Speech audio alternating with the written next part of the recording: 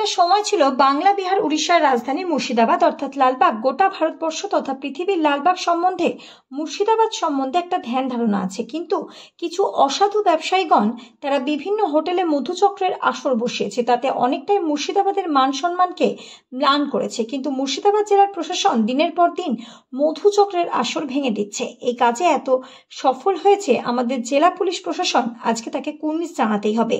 বিভিন্ন জেলা থেকে রাজ্যের বিভিন্ন পর্যটকদের অন্যতম পর্যটন কেন্দ্র হয়ে উঠেছে মুর্শিদাবাদ। তাই মুর্শিদাবাদের হিত গৌরব আবার পুনরায় ওই জায়গায় ফিরে আসছে। তার জন্য মুর্শিদাবাদ জেলার প্রশাসনকে জানায় পুনরায় কুর্নিশ। তৎসহ গতকাল এক মধুচক্রের আসর থেকে ৬৯ জন মহিলাকে আটক করেন এবং সেই হোটেলের মালিক সহ ম্যানেজারকে আটক করেন মুর্শিদাবাদ থানার আইসি রাজা ঘোষ।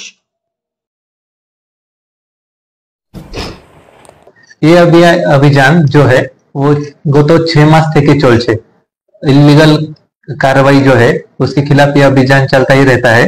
इस अभियान के तहत हमारे यहाँ पे हमने टोटल 16 হোটেল রেড করা হয়েছে। তার মধ্যে আমরা 49 কাস্টমার এবং সাম লিজ ওনার্স কে অ্যারেস্ট করা হয়েছে এবং সাথে সাথে 59 ভিকটিম লেডিজ को রেস্কিউ করা হয়েছে। এর সাথে সাথে অনেকটা গ্যাম্বলিং বোর্ড কে রেড করা হয়েছে। ওখান থেকে আমরা 27 এর মতো রেড করেছে और 129 পারসন কে অ্যারেস্ট করা হয়েছে এবং মোটামুটি 3,10,000 টাকাটা সিজ করা হয়েছে। তো আমি এটাই বার্তা দিতে চাইছি कि ये सब इलीगल কাজ মুর্শিদাবাদ এলাকাতে হতে দেব না।